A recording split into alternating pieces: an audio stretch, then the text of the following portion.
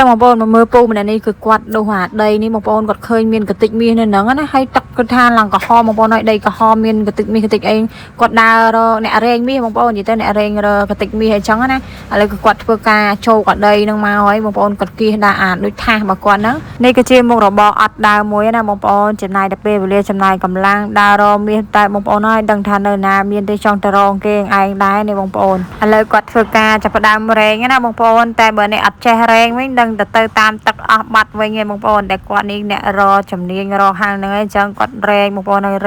រែងវាឲ្យនៅសតតែកតិចមាននៅសតដីតិចចឹងណាបងប្អូន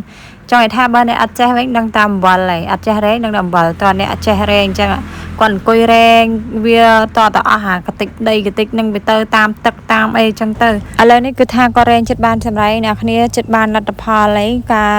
រែងមាសរបស់គាត់ណាបងប្អូនគាត់ទៅមើលហ្នឹងក៏មានអារម្មណ៍ថាចង់ទៅរែងមាសគេឯងដែរបងប្អូនជួយមើលថាគាត់រែងទៅសល់មាសទឹកច្រើនអញ្ចឹងណាបងប្អូននេះគាត់បង្ហាញឲ្យមើលគាត់ចាប់ផ្ដើមប្រោះទឹកមកបងប្អូនហើយចេញឃើញកតិចមាសមកប៉ុន្តែបានមិនតិចនេះបងប្អូនច្រើនដែរបើសិនជាយកទៅដុតវាចូលគ្នាអញ្ចឹងណា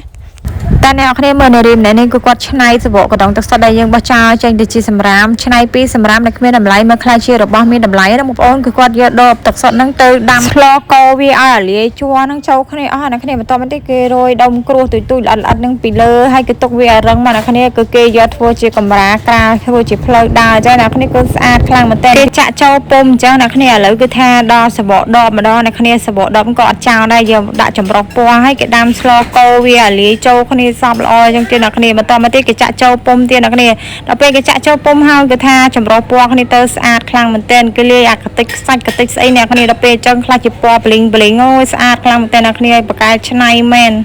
មួយករណីនេះចាប់កាំងនៅគ្មានវាចាមកបងប្អូនចង់និយាយថាយំក៏យំលែងចាញ់នេះគ្រោះថ្នាក់រវាងឡាននិងឡានបងប្អូនប៉ុន្តែប៉ះឡានដឹកកូនមន់បងប្អូនហើយសត្វតកូនមន់រាយឡើងពេញថ្នល់បងប្អូនគឺថារត់ឡើងប្រសេប្រសាចពេញផ្លូវចុះថាល្វីងមុខទាំងអ្នកដោះស្រាយករណីវាដឹងថាចាប់ធ្វើម៉េចអស់ហ่าបងប្អូន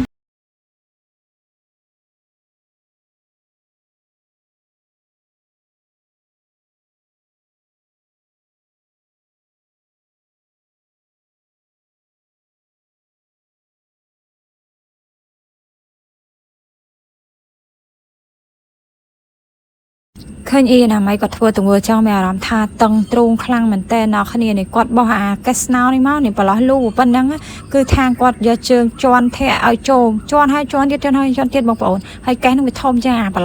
ឡោះលូនឹងតែសំខាន់ចង់និយាយថាដៃគាត់នឹងគាត់មិនតម្លាក់អាពីរនឹងចោលសិនគាត់កាន់ចឹងគាត់សុខចិត្តញាត់ជើងចឹងអត់យល់បើគាត់យកដៃញាត់លឿនជាងនោះ